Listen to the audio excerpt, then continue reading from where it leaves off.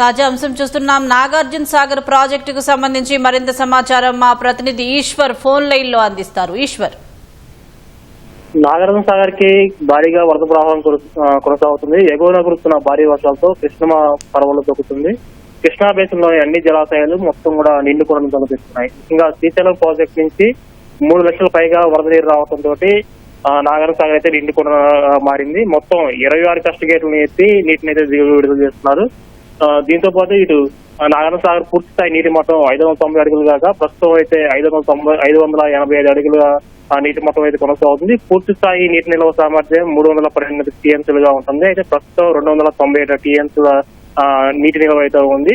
సాగర్ జలాశయానికి ఎగువ నుంచి ఇప్పటి వరకు సుమారు 3,70,000 క్యూసెక్ల ఇన్ఫ్లో అయితే వస్తుంది. దానికి అనుగుణంగా అయితే అధికారులు ఎప్పటికప్పుడు ఈ క్రస్ట్ గేట్లను కూడా ఆపరేట్ చేస్తారు. ప్రస్తుతం అయితే 26 గేట్లలో 24 గేట్లను 10 అడుగుల మేర పైకి ఎత్తారు. 2 గేట్లనేమో 5 అడుగుల మేర పైకి ఎత్తి నీటిని అయితే విడుదల చేస్తున్నారు. ఈ మొత్తం 26 గేట్లు స్పిల్వే గేట్ల ద్వారా మొత్తం 3,51,000 క్యూసెక్ల నీటిని అయితే విడుదల చేస్తున్నారు. ఇటు స్పిల్వే ద్వారా నీటిని విడుదల చేస్తున్నారు. దీంతో పాటు సాగర్ కుడి కాలువ ఎడమ కాలువ కూడా నీటి విడుదల కొనసాగుతుంది. దీంతో పాటు జల విద్యుత్ ఉత్పత్తి కేంద్రానికి కూడా నీటి విడుదల కొనసాగుతుంది. మొత్తం కూడా సాగర్ కి 3,70,000 క్యూసెక్ల నీరు ఇన్ఫ్లోగా వస్తుంటే మొత్తం 3,98,000 క్యూసెక్ల నీరుని అయితే అవుట్ఫ్లోగా పంపిస్తున్న పరిస్థితి కూడా ఉంది. అయితే భారీగా వరద ప్రవాహం కొనసాగడంతో ఇప్పటికే 26 గేట్లను కూడా ఓపెన్ చేసి నీటిని విడుదల చేస్తున్నారు. ఉదయం వరకు కూడా 5 గేట్ల ద్వారా 5 అడుగుల మేర గేట్లను ఎత్తి నీటిని విడుదల చేశారు. అయితే వరద ఇంకా క్రమంగా పెరుగుతూ వస్తున్నటువంటి ఇప్పుడు వరకు అయితే 24 గేట్లు 10 అడుగుల మేర కూడా ఎత్తారు. ఇంకా వరద ప్రవాహం కొనసాగితే మొత్తం 26 గేట్ల నీటిని కూడా 10 అడుగుల మేర పైకి ఎత్తి నీటిని విడుదల చేయడానికి కూడా అధికారులు సన్నద్ధం కూడా చేశారు. అయితే ఇప్పటికే భారీగా వరద ప్రవాహం కొనసాగుతుంది. ఇటు కృష్ణా పరివాహ ప్రాంతాలందరినీ కూడా ఇక్కడ అధికారులు అప్రమత్తం చేశారు. ఎవరు కూడా చేపల వేటకు వెళ్లొద్దు, ఈ కృష్ణా పరివాహ పరిసర ప్రాంతాల్లో రైతులు కూడా అప్రమత్తంగా ఉండాలని చెప్పి కూడా అధికారులు తగు ఆదేశాలు కూడా జారీ చేసే పరిస్థితి ఉంది.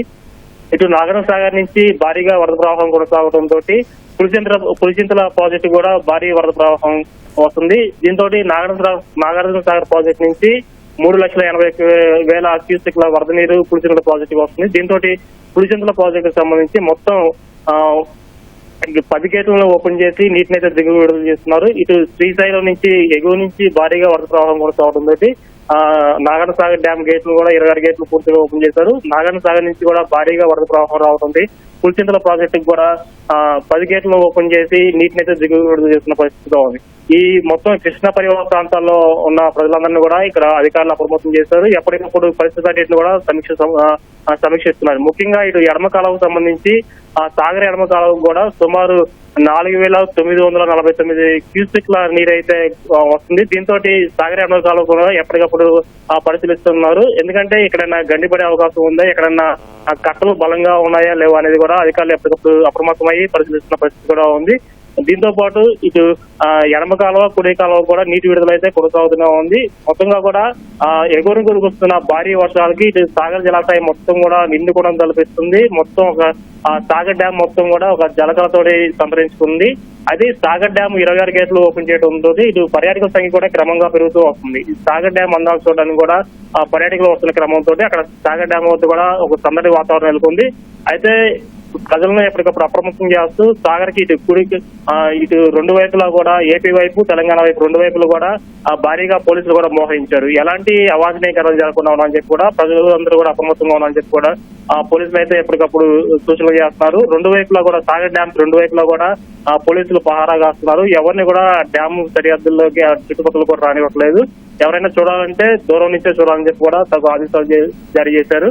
ఈ కృష్ణా పరివాహ ప్రాంతాలందరూ కూడా ఇప్పటికే ప్రజలు అధికారులందరూ కూడా అప్రమత్తం చేసిన పరిస్థితితో ఉంది. ఇది ఇక్కడ తాజా పరిస్థితి. ధన్యవాదాలు ఈశ్వర్.